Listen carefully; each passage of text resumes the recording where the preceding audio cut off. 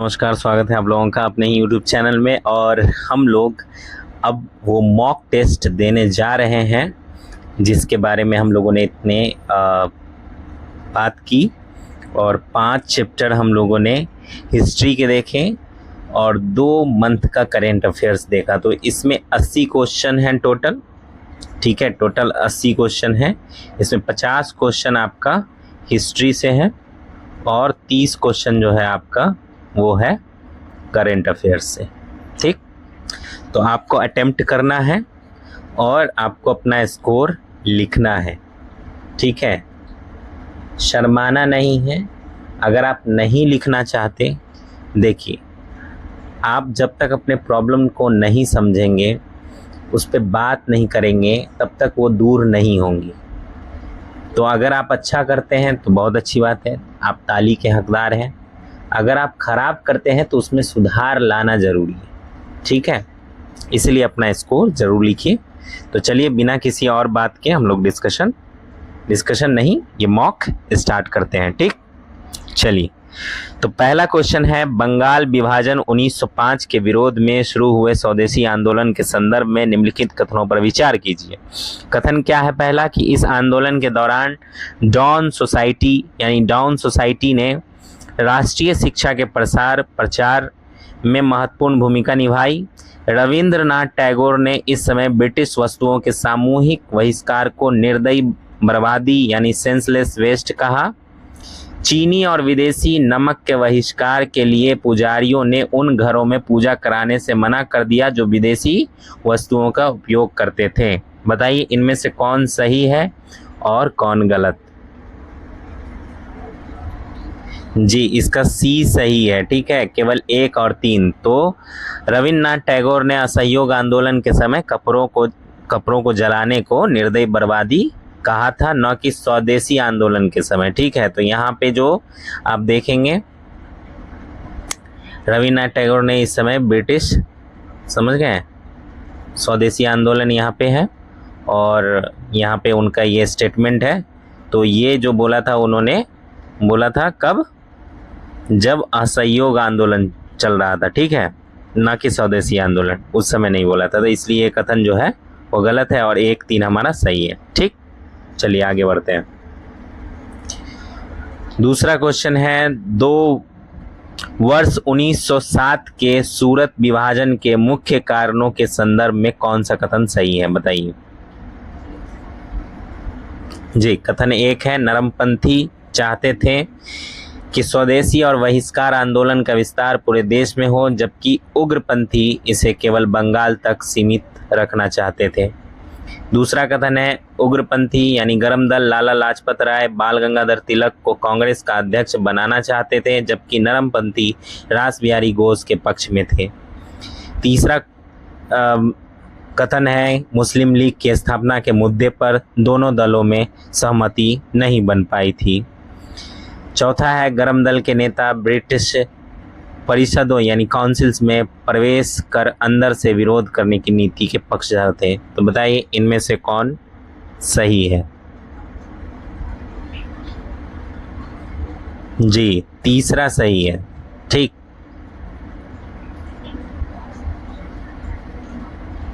Sorry, B सही है। ठीक है, उग्रपंथी यानी गरम दल लाला लाजपत राय या बाल गंगाधर तिलक को कांग्रेस का अध्यक्ष बनाना चाहते थे, जबकि नरमपंथी जो है रासबिहारी बोस के पक्ष में थे। ठीक है, तो ये जो है ये कथन सही है, बाकी सब गलत है। यहाँ पे उल्टा कर दिया है कथन को। ठीक है, मुस्लिम लीग की स्थापना दोनों दलों की सहमति नहीं बन पाई, ऐसा कुछ नहीं था। ठीक है, इसमें कोई लेना देना ही नहीं था। गरम दल के नेता ब्रिटिश, ऐसा कोई विचार उस समय नहीं था, बाद में आया था जब गांधी जी आ गए थे तब। ठीक है, तो बी जो है हमारा सही है 2 का। आगे बढ़ते हैं। 3 नंबर क्वेश्चन कहता है, लंदन में इंडिया होम रूल सोसाइटी और इंडिया हाउस की स्थापना 1905 में किसके द्वारा की गई थी, जो विदेशी धरती पर उग्र राष्ट्रवाद का एक प्रमुख केंद्र बना। बताइए। जी, बी इसका सही आंसर है, श्यामाजी कृष्ण वर्मा। ठीक है, चौथे क्वेश्चन की ओर बढ़ते हैं। वर्ष 1906 के कलकत्ता कांग्रेस अधिवेशन में 4 ऐतिहासिक प्रस्ताव स्वदेशी, बहिष्कार, राष्ट्रीय शिक्षा और स्वशासन पास किए गए थे। इस अधिवेशन की अध्यक्षता किसने की थी, बताइए। बहुत ही इम्पोर्टेंट क्वेश्चन है ये, बताइए।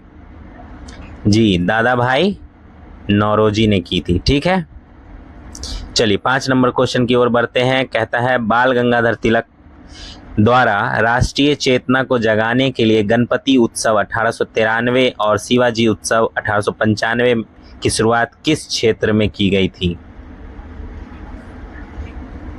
बताइए। जी, बी इसका सही आंसर है, बम्बई या महाराष्ट्र। ठीक है, महाराष्ट्र क्षेत्र में की गई थी। बढ़ते हैं आगे। 6ठा नंबर क्वेश्चन क्या कहता है? कहता है स्वदेशी आंदोलन के दौरान राष्ट्रीय शिक्षा को बढ़ावा देने के लिए नेशनल काउंसिल ऑफ एजुकेशन की स्थापना किस वर्ष की गई थी? जी, 1906 में की गई थी।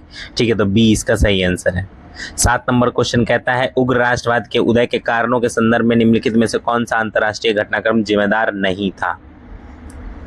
तो इनमें से कौन सा ऐसा घटनाक्रम है जो जिम्मेदार नहीं था? ठीक है, उग्र राष्ट्रवाद के उदय। तो पहला कारण 1896 में इथोपिया द्वारा इटली की पराजय, 1905 में जापान द्वारा रूस की ऐतिहासिक पराजय, दक्षिण अफ्रीका में बोअर युद्ध, फ्रांस की क्रांति 1789 का तत्कालिक प्रभाव। बताइए, इनमें से कौन सा कारण जो है वो जिम्मेदार नहीं है उग्र राष्ट्रवाद के उदय के लिए? बताइए। जी, डी लास्ट वाला। ठीक है, फ्रांस की क्रांति 1789, उस समय तक तो कुछ था ही नहीं, समझ रहे हैं ना, बहुत पहले की बात हो रही है। मतलब 1857 का जो होता है ये महा स्वतंत्रता संग्राम, उससे पहले की ये बात है, तो इसका कोई इम्पैक्ट तो था ही नहीं। ठीक है, तो चलिए डी इसका सही आंसर है 7 का। 8 नंबर क्वेश्चन पे बढ़ते हैं। निम्नलिखित में से किसे ब्रिटिश अधिकारियों द्वारा भारतीय अशांति का जनक कहा गया? फादर ऑफ इंडियन अनरेस्ट कहा गया था। बताइए, किनको कहा गया था? लाला लाजपत राय को, बाल गंगाधर तिलक को, बिपिन चंद्र पॉल को या अरविंद घोष को? इन चारों में से किनको? बताइए, किनको कहा गया ये बात, किनके बारे में कि भारतीय अशांति के जनक है? जी, बाल गंगाधर तिलक को कहा गया। ठीक है, तो 8 का हो जाएगा आंसर बी। ठीक, चलिए 9वें क्वेश्चन की ओर बढ़ते हैं। वंदे मातरम अखबार के माध्यम से उग्र राष्ट्रवाद और निष्क्रिय प्रतिरोध यानी पैसिव रेसिस्टेंस के सिद्धांत का प्रचार करने वाला नेता कौन था? बताइए। बाल गंगाधर तिलक, अरविंद घोष, सुरेंद्रनाथ बनर्जी, ब्रह्मा बांधव उपाध्याय। बताइए, इनमें से कौन? जी, 9 का जो है वो बी है। ठीक, बी आंसर है, अरविंद घोष। ठीक, चलिए आगे बढ़ते हैं 10 नंबर क्वेश्चन की ओर। कहता है 10 नंबर क्वेश्चन कि कथन ए और कथन आर। तो कथन ए है लॉर्ड कर्जन ने बंगाल विभाजन का वास्तविक कारण प्रशासनिक सुविधा बताया था। कथन आर है विभाजन का असली उद्देश्य बंगाल के बंगाली राष्ट्रवाद को कमजोर करना तथा हिंदुओं और मुसलमानों में फूट डालना था। बताइए, यानी कथन ए दिया है और उसका रीजन है कथन आर। बताइए, सही है? अब दोनों सही है और कारण कथन की सही व्याख्या कर रहा है। ये कथन कारण दोनों सही है, लेकिन कारण जो है वो कथन की सही व्याख्या नहीं कर रहा। कथन सही है लेकिन कारण गलत है, कथन गलत है लेकिन कारण सही है। बताइए, इनमें से कौन?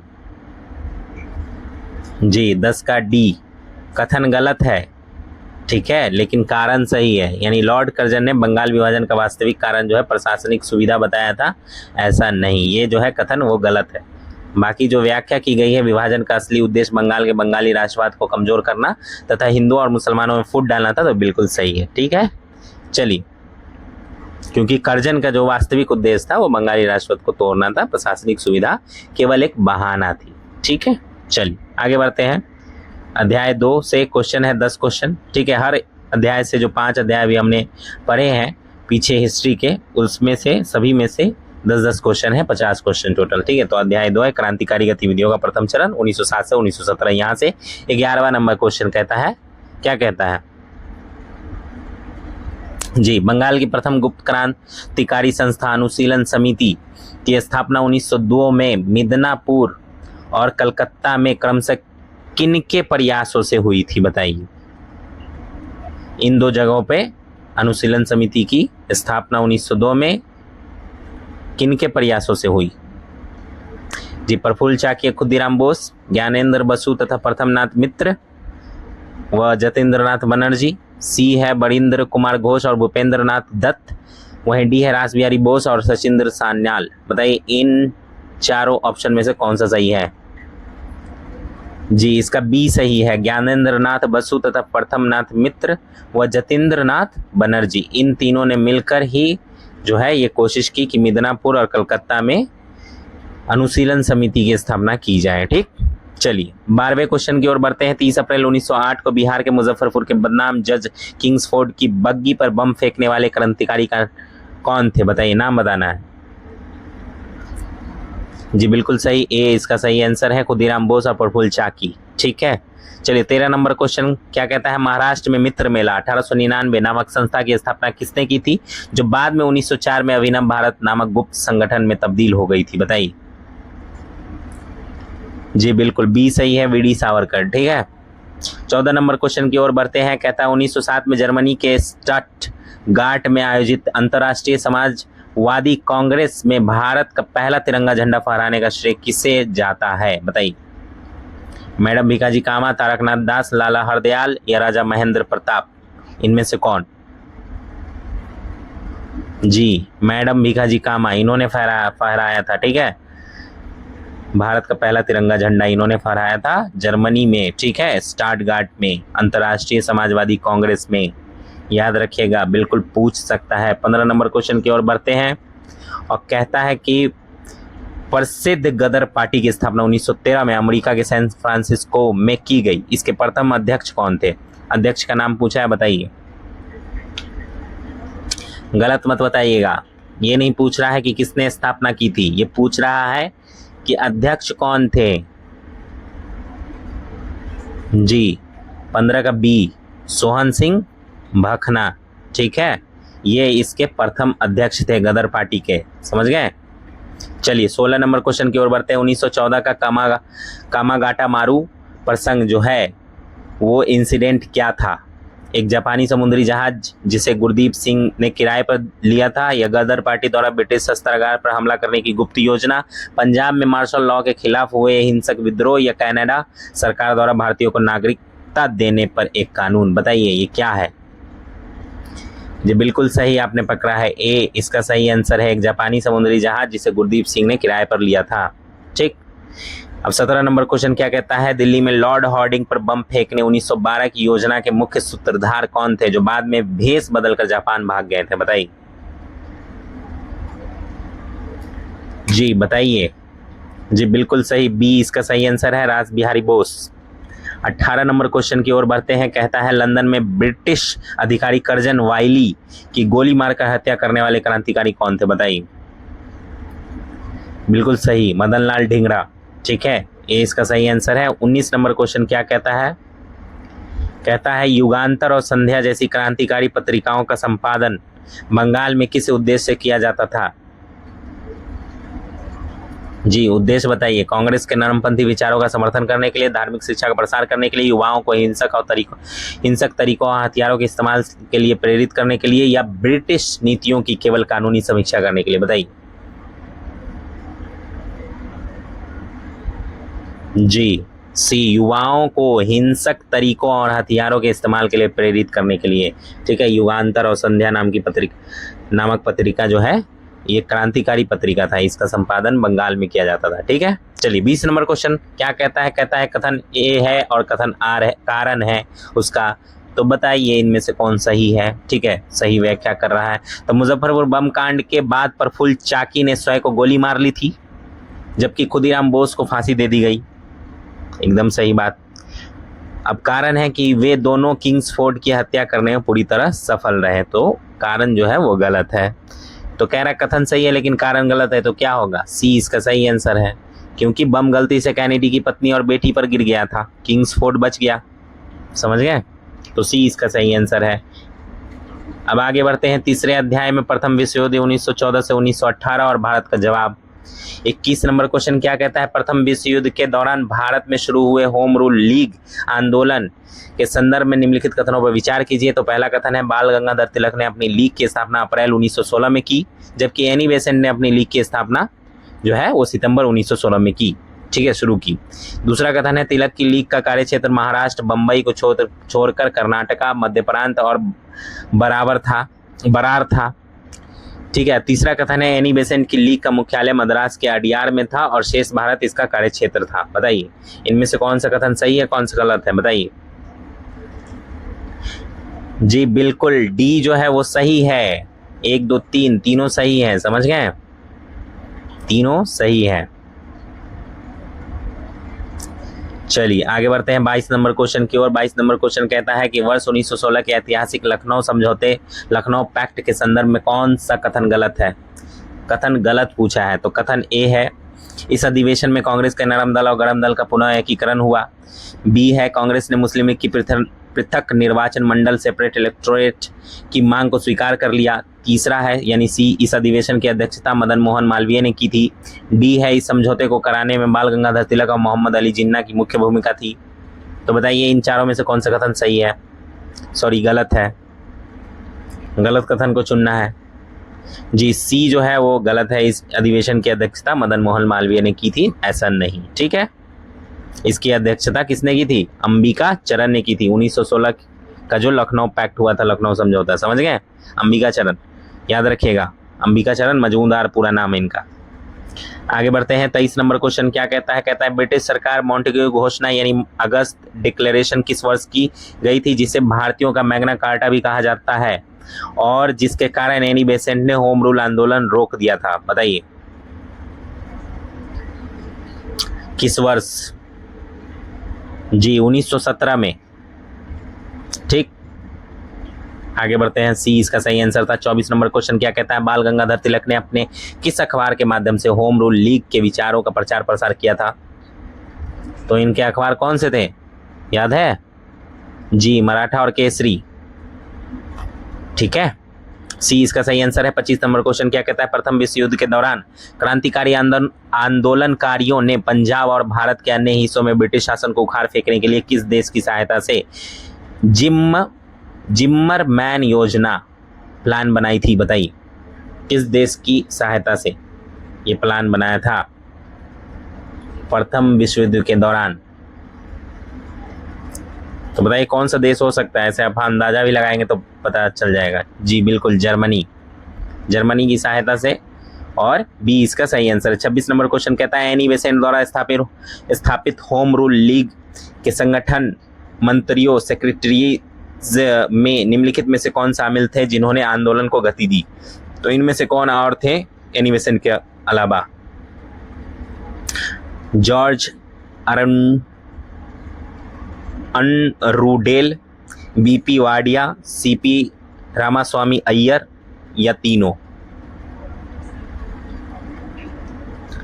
जी तीनों थे, ठीक है, उपयुक्त सभी, इसका सही आंसर है। 27 नंबर क्वेश्चन क्या कहता है कि प्रथम विश्व युद्ध के समय महात्मा गांधी ने ब्रिटिश सरकार के युद्ध प्रयासों का समर्थन क्यों किया था। वे ब्रिटिश न्यायप्रियता में विश्वास रखते थे और उन्हें उम्मीद थी कि युद्ध के बाद अंग्रेज भारत को स्वशासन दे देंगे। या दूसरा कथन, वे उग्र राष्ट्रवादियों की पूरी तरह खिलाफ थे। या तीसरा, ब्रिटिश सरकार ने उन्हें भारत का वायसराय बनने का वायदा किया था। चौथा, वे हिंसा के माध्यम से स्वतंत्रता प्राप्त करना चाहते थे। बताइए तो इनमें से सही चूज करना है, बहुत ही आसान है क्योंकि इसमें जो स्टेटमेंट्स दिए हुए वो अपने आप में गलत लगते हैं। जी बिल्कुल ए जो है वो सही है, वे ब्रिटिश न्यायप्रियता में विश्वास रखते थे और उन्हें उम्मीद थी कि युद्ध के बाद अंग्रेज भारत को स्वशासन दे देंगे। ठीक है, इसीलिए उन्होंने ब्रिटिश सरकार के युद्ध प्रयासों का समर्थन किया था। ठीक है, चलिए प्रथम विश्व युद्ध के अब 28 नंबर क्वेश्चन की ओर बढ़ते हैं और कहता है क्या, कहता है 1915 में राजा महेंद्र प्रताप ने भारत की पहली अस्थायी सरकार प्रोविजनल गवर्नमेंट की स्थापना विदेशी धरती पर कहाँ की थी। बताइए, ये बता देंगे चॉकलेट मेरे तरफ से।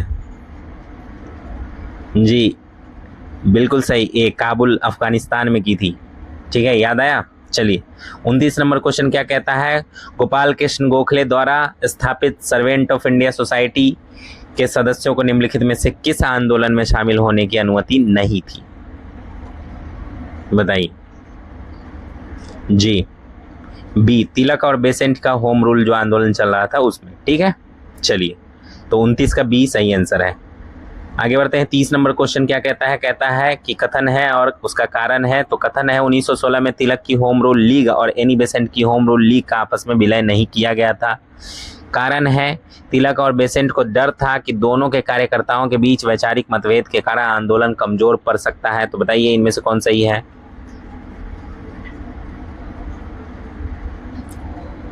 जी, ये सही है, कथन और कारण दोनों सही है। ठीक है, बिल्कुल सही बात है कि विलय नहीं हुआ था और दोनों अलग अलग अपना अपना होम रूल लीग चला रहे थे और यही कि वैचारिक मतभेद ना हो जाए इसलिए। ठीक, तो कथन ए जो है यानी ए जो है इसका सही आंसर है। आगे बढ़ते हैं 31 नंबर क्वेश्चन की तरफ और जो अध्याय है वो है महात्मा गांधी का अभ्युदय आगमन जो होता है वहां से क्वेश्चन है, महात्मा गांधी के एरा से। ठीक है, चलिए आगे बढ़ते हैं। 31 नंबर क्वेश्चन क्या कहता है? कहता है महात्मा गांधी दक्षिण अफ्रीका से भारत किस वर्ष और किस तिथि को वापस लौटे थे जिसे अब प्रवासी भारतीय दिवस के रूप में मनाया जाता है? तो बताइए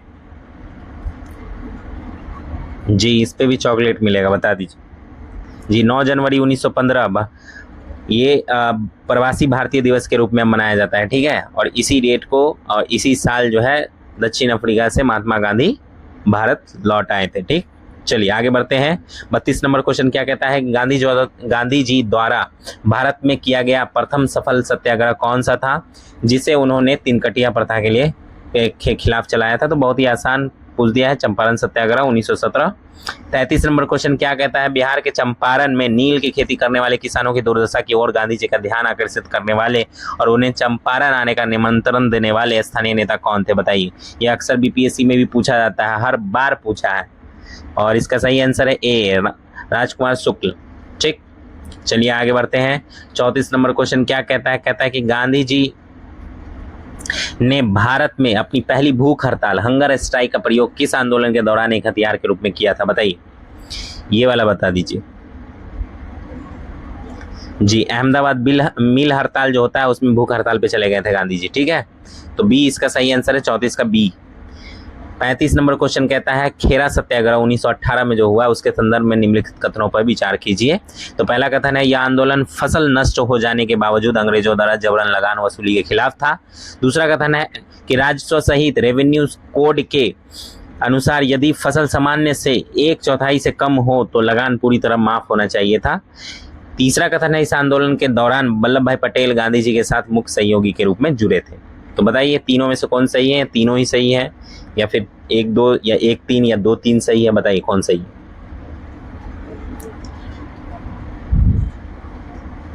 जी, तीनों ही सही है। ठीक है, तो डी इसका सही आंसर है, समझ गए। बढ़ते हैं 36 नंबर क्वेश्चन की ओर। मार्च 1919 में ब्रिटिश सरकार द्वारा पारित रॉलेट एक्ट को भारतीयों द्वारा काला कानून क्यों कहा गया? इसमें भारतीय प्रेस पर पूर्ण प्रतिबंध लगा दिया गया था या इसके तहत सरकार बिना मुकदमा चलाए किसी भी व्यक्ति को अनिश्चित काल तक जेल में बंद रख सकती थी या इसमें भारतीय उद्योगों पर भारी टैक्स लगा दिया था या केवल अनुसूचित जातियों के खिलाफ लाया गया कानून था? बताइए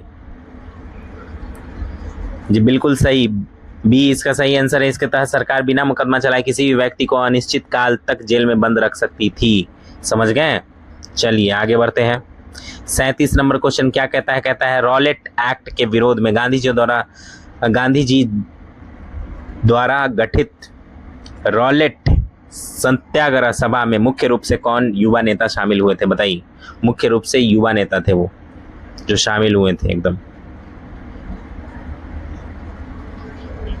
जी बिल्कुल, डी सभी शामिल हुए थे।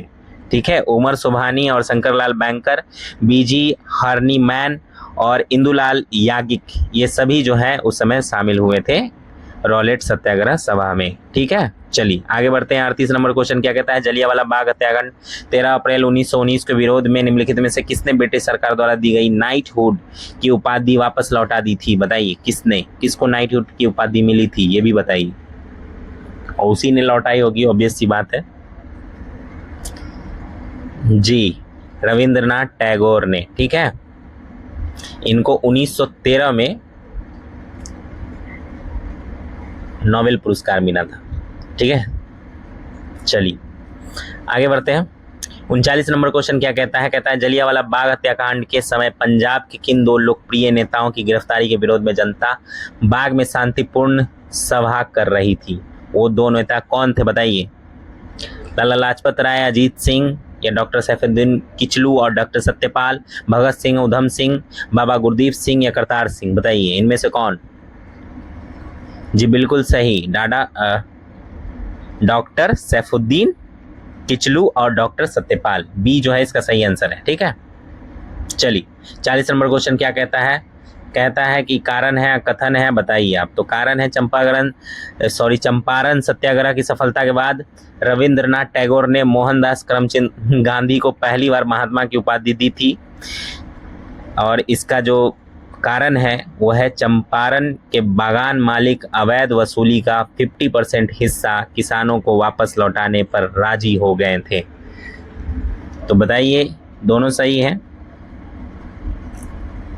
या फिर कारण सही है, कथन सही है, या कथन गलत है या कारण गलत है? बताइए। जी कारण जो है वो गलत है। ठीक है, क्योंकि बागान मालिक जो है वो 25% अवैध वसूली वापस करने पर सहमत हुए, ना कि 50%। तो यहाँ पे कथन सही है लेकिन कारण गलत है, तो इसका मतलब सी जो है इसका सही आंसर हो जाएगा।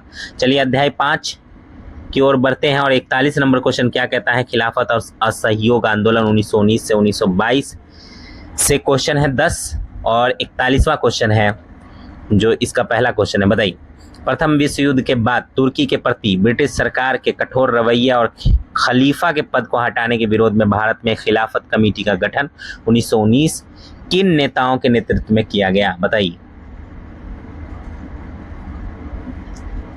जी ए इसका सही आंसर है, अली बंधु, मोहम्मद अली और शौकत अली, मौलाना आज़ाद, अजमल खान और हसरत मोहानी।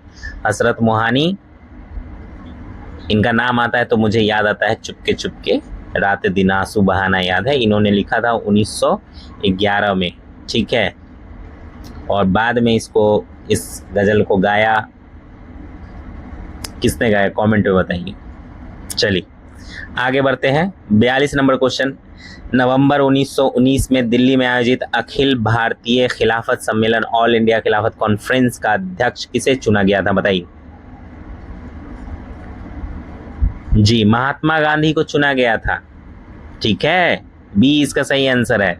ठीक, 43 नंबर क्वेश्चन क्या कहता है? 31 अगस्त 1920 को खिलाफत समिति ने आधिकारिक तौर पर असहयोग आंदोलन शुरू किया। इसी तिथि को भारत के किस महान राष्ट्रवादी नेता का आकस्मिक निधन हो गया? बताइए। बहुत ही फेमस नेता है ये, इनका आप जरूर बताइए।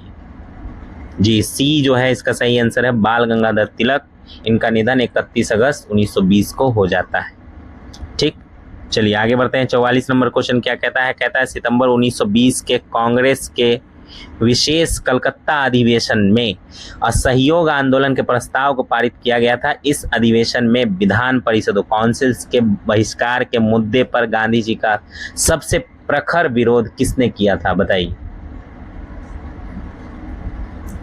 जी बी CR दास, चितरंजन दास जी ने किया था। ठीक है, चलिए आगे बढ़ते हैं। 45 नंबर क्वेश्चन कहता है दिसंबर 1920 के कांग्रेस के नागपुर अधिवेशन के संदर्भ में, देखिए विशेष अधिवेशन बुलाया गया था सितंबर में, सेम ईयर में। ऐसा नहीं होता था क्योंकि पर ईयर होता था अधिवेशन, लेकिन फिर दिसंबर में जो इसका रूटीन वाला अधिवेशन था वो हुआ नागपुर में। ठीक है, तो इसके संदर्भ में निम्नलिखित में से कौन सा संगठनात्मक परिवर्तन नहीं किया गया था?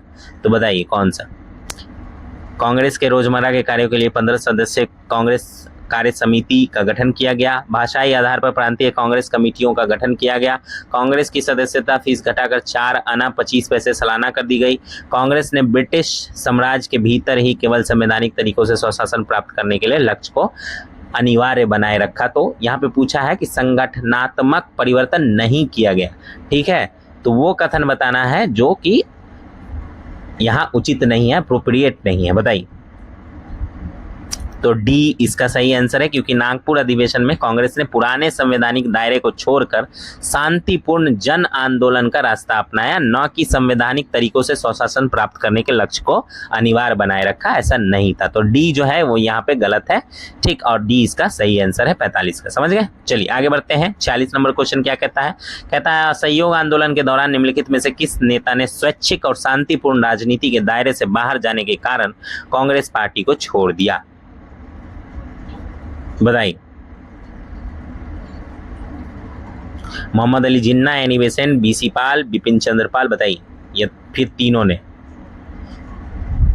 जी बिल्कुल तीनों ने छोड़ दिया था उपयुक्त सभी, इसका सही आंसर है 46 का डी सही आंसर। 47 नंबर क्वेश्चन क्या कहता है? कहता है असहयोग आंदोलन के दौरान देश भर में खुले राष्ट्रीय शिक्षण संस्थानों में से नेशनल कॉलेज कलकत्ता के प्रधान आचार्य कौन बने थे? बताइए। बहुत ही फेमस पर्सनालिटी, बहुत ही ज़्यादा, इनको बहुत ज़्यादा लोग मानते हैं, इनका नाम बताइए। 47 नंबर क्वेश्चन का आंसर बताइए। जी बिल्कुल ए, सुभाष चंद्र बोस।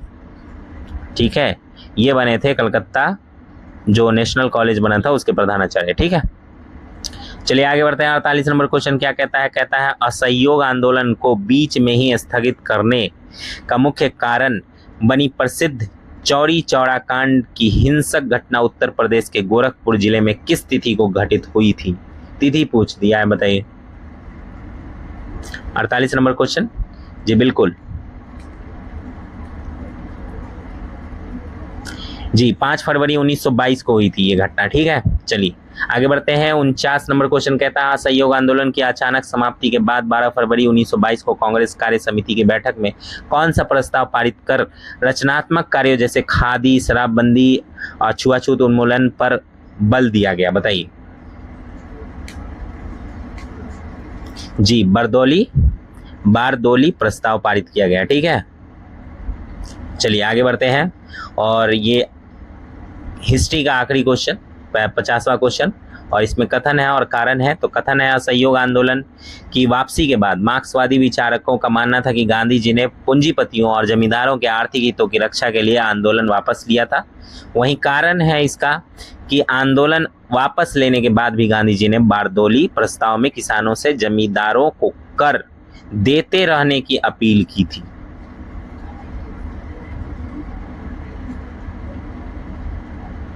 जी बिल्कुल दोनों सही है, ए जो है इसका सही आंसर है। ठीक है, और सेम यही हुआ था। ठीक, मार्क्सवादी व्याख्या के अनुसार ये दोनों कथन जो है वो बिल्कुल सही है, और ऐसा ही हुआ था। मार्क्सवादी के विचारों में गांधी जी ने पूंजीपतियों और जमींदारों के आर्थिक हितों की रक्षा के लिए आंदोलन को वापस लिया, और इसलिए कहा उन लोगों ने ऐसा, मार्क्सवादियों ने, क्योंकि गांधी जी ने बारदोली प्रस्ताव हुआ था, उसके बावजूद भी किसानों से कहा कि जमींदारों को आप जो है कर टैक्स देते रहिए। ठीक है, चलिए आगे बढ़ते हैं। और अब आता है करंट अफेयर्स का सेक्शन। ठीक है, अगस्त महीने से स्टार्ट करेंगे और सितंबर भी देखेंगे। ठीक,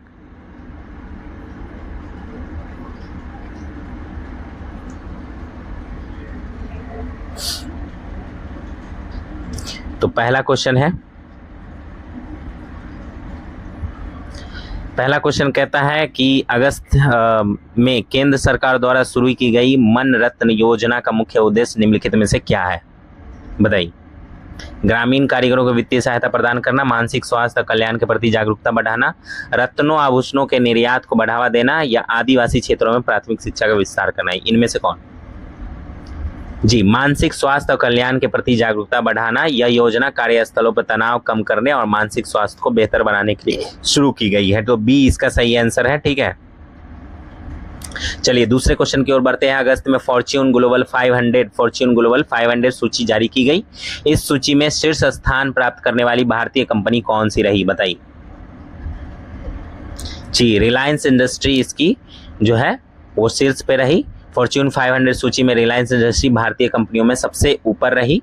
ठीक है, तो ए इसका सही आंसर है 2 का। तीसरा क्वेश्चन है बिहार के किस जिले में अगस्त के दौरान राज्य के सबसे बड़े रबर डैम के रखरखाव और उसमें जल स्तर को बनाए रखने के लिए एक विशेष तकनीकी विंग का गठन किया गया? बताइए। जी, गया में। ठीक है, बी इसका सही आंसर है। फाल्गु नदी पर बने देश के सबसे बड़े रबर डैम गया जी डैम इनका नाम है। तकनीकी प्रबंधन के लिए यह विंग बनाई गई है। ठीक है, समझ गए। चलिए, तो ये जो करंट अफेयर का सेक्शन हम लोग जो देख रहे हैं, जिसमें हम क्वेश्चन देख रहे हैं 30 क्वेश्चन, इसको आप लोग ना आराम से देखिए और अच्छे से देखिए और इसको अटेम्प्ट करने की कोशिश कीजिए। और इसलिए मैं कह रहा हूँ क्योंकि यहाँ से आपका करंट अफेयर कवर हो जाएगा। ठीक है, जो भी छूटा होगा रिवीजन भी हो जाएगा। समझ गए। तो चौथा नंबर क्वेश्चन क्या कहता है? कहता है अगस्त में आयोजित 70वें राष्ट्रीय फिल्म महोत्सव जो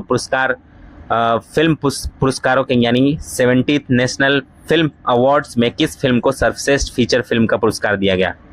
बताइए। अगस्त में आयोजित हुआ था 70वां राष्ट्रीय फिल्म पुरस्कार, तो सर्वश्रेष्ठ फीचर फिल्म कौन सी रही? बताइए जी। अट्टम को जो है वो सर्वश्रेष्ठ फीचर फिल्म का अवार्ड मिला।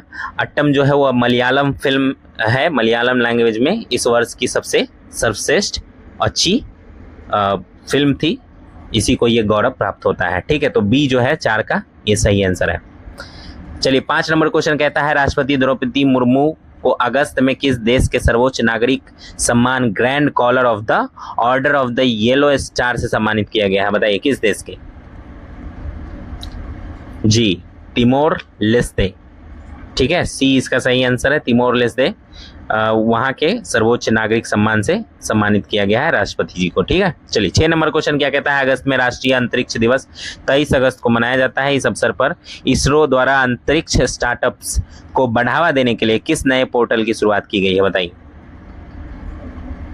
जी। इसका नाम है अंतरिक्ष नेस्ट, तो बी जो है इसका सही आंसर है। ठीक है, चलिए 7 नंबर क्वेश्चन क्या कहता है बिहार सरकार द्वारा अगस्त में घोषित मुख्यमंत्री जल जीवन हरियाली मिशन के नए चरण के तहत किस जिले में सबसे अधिक नए तालाबों का निर्माण करने का लक्ष्य रखा गया है? तो बताइए किस जिले में?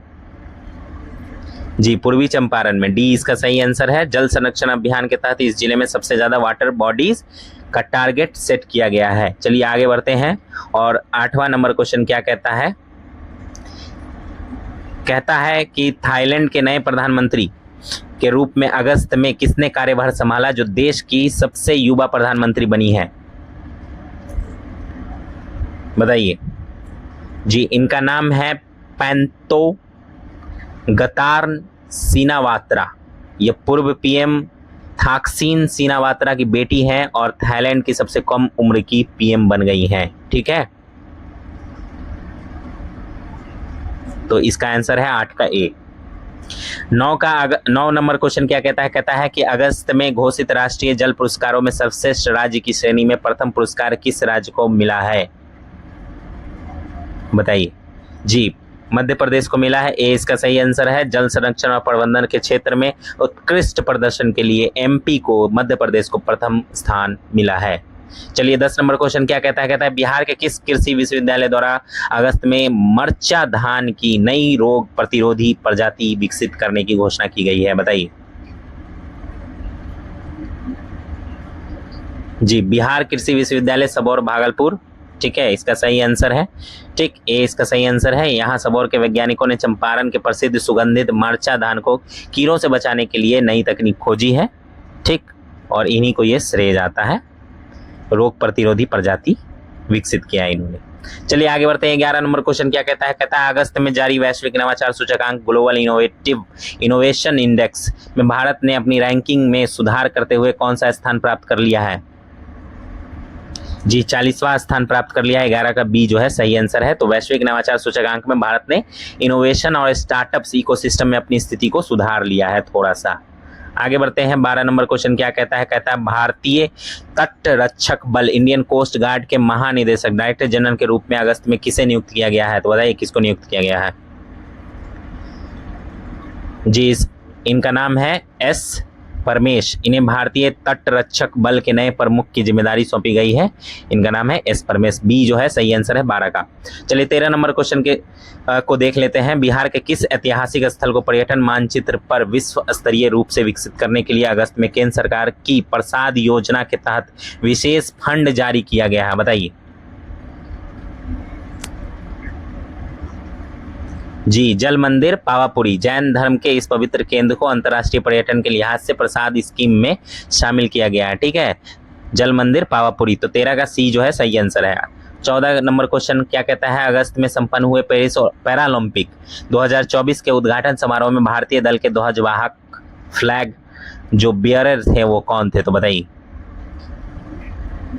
जी। इनका नाम है सुमित अंतिल और भाग्यश्री जाधव। ए जो है सही आंसर है 14 का। 15 नंबर क्वेश्चन क्या कहता है? कहता है राष्ट्रीय हरित अधिकरण एनजीटी ने अगस्त में गंगा नदी की सफाई की सुस्त रफ्तार पर किस राज्य सरकार को कड़ी फटकार लगाते हुए विस्तृत एक्शन प्लान मांगा है? बताइए बताइए एनजीटी के जो प्रमुख होते हैं वो कौन होते हैं, ये आप लोग ना बताइए। अगर यूपीएससी की तैयारी होती है ना, एनजीटी पे आपको बहुत अच्छे से तैयारी करनी होती, तो बताइए इसके प्रमुख कौन होते हैं अमूमन, कमेंट में बताइएगा, ठीक। चलिए तो इस क्वेश्चन का आंसर बताइए। तो जी बिहार को फटकार लगा है। तो बिहार एनजीटी ने बिहार में सीवेज ट्रीटमेंट प्लान की कमी और कचरा प्रबंधन पर सख्त नाराजगी जताई और फटकार लगाकर बोला कि विस्तृत एक्शन प्लान जो है आप हमको दीजिए, ठीक है।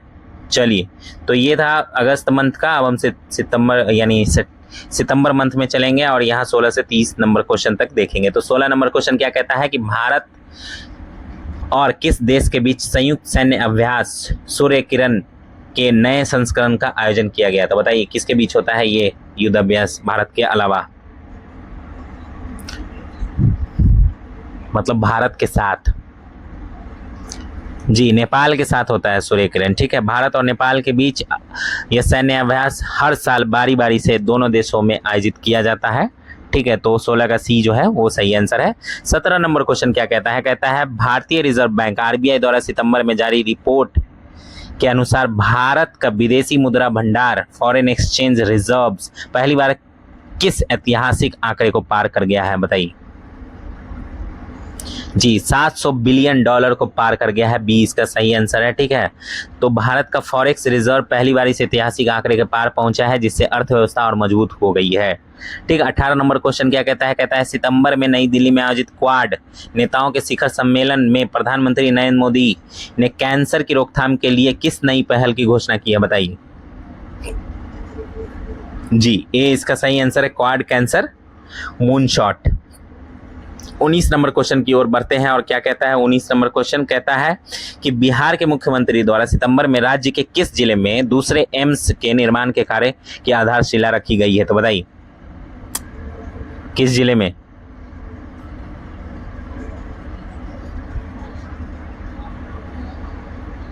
दरभंगा, ठीक है, दरभंगा इसका सही आंसर है। तो 19 का सी जो है सही आंसर है, समझ गए। तो पटना के बाद बिहार का दूसरा एम्स जो है दरभंगा के शोभन बाईपास के पास बनाया जा रहा है। आगे बढ़ते हैं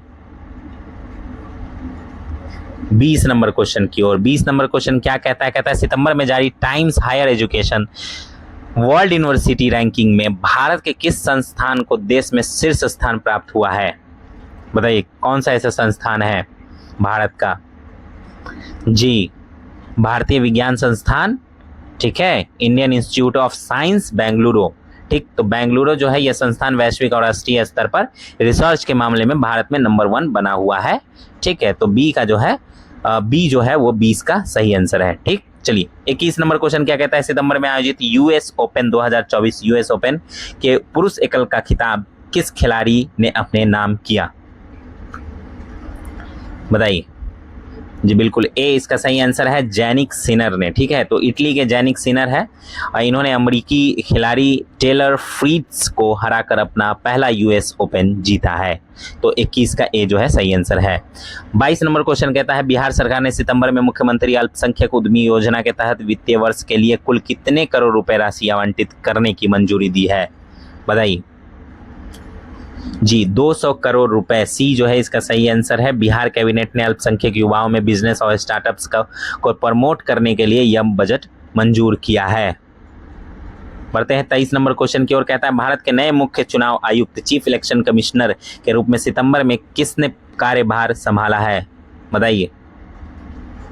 जी इनका नाम है राजीव कुमार, ए इसका सही आंसर है। वो देश के मुख्य चुनाव आयुक्त के रूप में स्वतंत्र और निष्पक्ष चुनाव प्रक्रियाओं का नेतृत्व करेंगे। पता नहीं करें कि नहीं किए, चलिए किए होंगे। आगे बढ़ते हैं 24 नंबर क्वेश्चन कहता है सितंबर में यूनेस्को द्वारा किस भारतीय शहर को global network of learning cities में शामिल करने की घोषणा की है? यूनेस्को द्वारा किस भारतीय शहर को, ठीक है, बताइए कौन है वो? जी इसका सही आंसर है डी, बी और सी दोनों है, ठीक है, यानी कोझिकोड और त्रिशूर। देख लीजिए दक्षिण भारत के सारे राज्य हैं, सारे शहर हैं। चलिए आगे बढ़ते हैं। 25 नंबर क्वेश्चन क्या कहता है, बिहार के किस प्रसिद्ध जलप्रपात के पास सितंबर में पर्यटकों की सुरक्षा के लिए राज्य की पहली इको रेस्क्यू टीम तैनात की गई है, बताइए जी। ककोलत जलप्रपात, ये नवादा में है। तो नवादा के ककोलत में भारी भीड़ और अचानक आने वाली बाढ़ से पर्यटकों को बचाने के लिए यह टीम तैनात की गई है, ठीक है। चलिए 26 नंबर क्वेश्चन क्या कहता है कि सितंबर में भारत के किस राज्य में देश के पहले डिजिटल साइंस पार्क की आधारशिला प्रधानमंत्री द्वारा रखी गई है, बताइए किस राज्य में जी। केरल में रखी गई है, ठीक है। तो बी इसका सही आंसर है 26 का। तिरुवनंतपुरम में देश का पहला डिजिटल साइंस पार्क स्थापित किया जा रहा है केरल में, ठीक है। चलिए 27 नंबर क्वेश्चन क्या कहता है, कहता है कि खाद्य सुरक्षा और मानक प्राधिकरण यानी FSSAI द्वारा सितंबर में जारी राज्य खाद्य सुरक्षा सूचकांक में बड़े राज्यों की श्रेणी में किस राज्य ने पहला स्थान प्राप्त किया है जी। सेम आंसर है केरल, ठीक है। 27 का ए जो है वो सही है। तो खाद्य सुरक्षा मानकों को कड़ाई से लागू करने में केरल देश के सभी बड़े राज्यों में अव्वल रहा है। वहीं 28 नंबर क्वेश्चन कहता है कि बिहार के किस जिले में सितंबर के दौरान ऐतिहासिक पितृपक्ष मेला का अंतर्राष्ट्रीय स्तर पर भव्य आयोजन किया गया, बताइए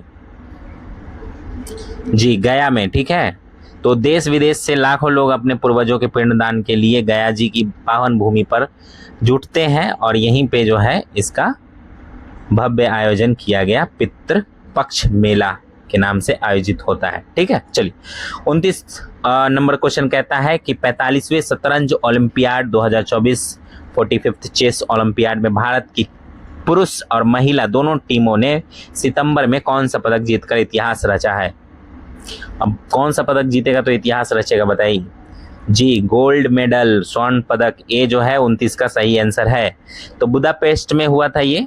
इस टूर्नामेंट में भारत ने पहली बार दोनों कैटेगरीज में गोल्ड जीतकर इतिहास रचा है, ठीक है, महिला और पुरुषों दोनों में, ठीक। चलिए आगे बढ़ते हैं और ये है 30 number question, last question current affairs का भी और इस मॉक टेस्ट का भी। आप लोगों ने आई होप अच्छे से दिया होगा और अपना स्कोर जरूर आप कमेंट में बताएंगे। तो क्वेश्चन है, केंद्र सरकार ने सितंबर में किस वरिष्ठ सैन्य अधिकारी को भारत का नया नौसेना प्रमुख चीफ ऑफ नेवल स्टाफ नियुक्त करने की घोषणा की है, तो बताइए इनका नाम बताइए जी। बिल्कुल ए जो है इनका सही आंसर है और इनका नाम है वाइस एडमिरल दिनेश कुमार त्रिपाठी। इन्होंने भारतीय नौसेना के 26वें प्रमुख के रूप में कमान संभाली है, समझ गए। तो ये था हमारा मॉक 80 क्वेश्चन का। आई होप आप लोगों ने अटेम्प्ट किया होगा और अच्छा स्कोर किया होगा। नहीं भी किया तो अपना स्कोर जरूर बताएं, अपने कमजोरी को पहचानें और उसको दूर करें, ठीक है। और अगर मुझसे कोई हेल्प चाहिए तो कमेंट में आप बोल सकते हैं, ठीक। बाकी लाइक शेयर सब्सक्राइब जरूर कीजिए अगर आपको पसंद आया तो, ठीक है। चलिए मिलते हैं अगले वीडियो में, तब तक के लिए धन्यवाद।